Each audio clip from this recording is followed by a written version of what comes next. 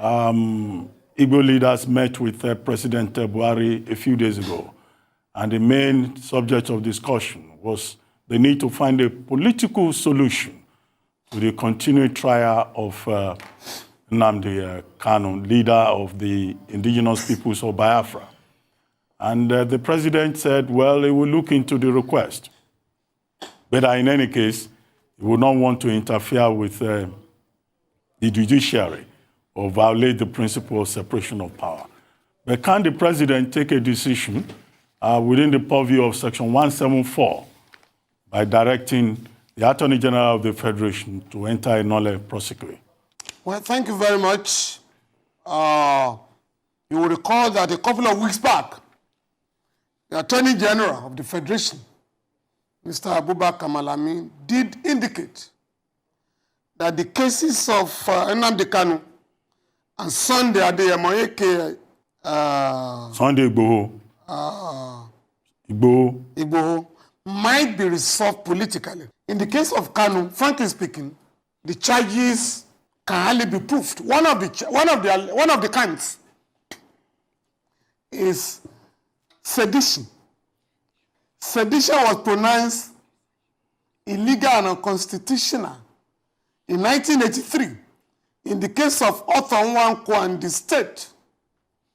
So I don't know, I can't see how some of those charges will stand in law. So the choice before the government is to have this matter resolved politically. In the case of Sunday Igboho, the government has not filed a request in the Benin court for his extradition. So I believe the government is also taking its time to resolve this matter politically. More so that the High Court in Oyo State has said that organizing rallies to demand for demand for self-determination is not illegal under our law. So I believe the government has no choice but to resolve these matters politically. More so that the IPOB could be said to have extended the only branch to the government with respect to the gubernatorial election just concluded in Anambra State.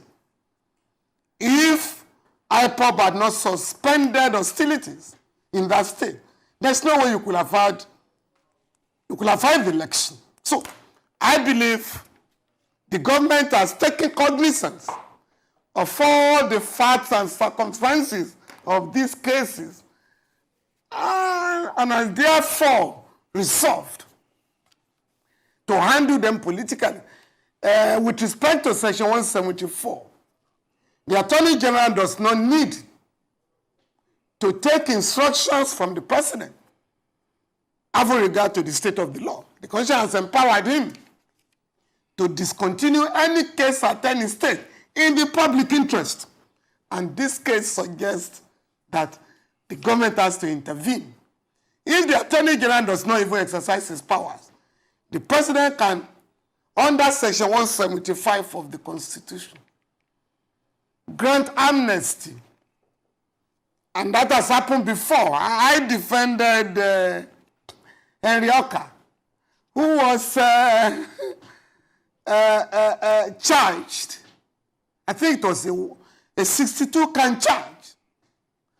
We raised a plenary objection against 59 of the 62-count charge. We won. The remaining 3, we also raised an objection. It was at that stage that the late President Umaru Yar'Adua asked for political resolution. And so that was how we resolved that case. And the guy, Henry Oka, was quite influential among the militants. So he was the one that went from one camp to the other to preach, peace. And that was how the Niger Delta militants decided to give peace a chance. I believe if the same approach is adopted by the government this time, we also can have the restoration of law and order in the southeast, in the southwest. But the government must be ready to engage and look at the circumstances that led these young people to declare a war against the neo-colonial state of Nigeria. So that's my own position on the matter. So the government has to move very speedily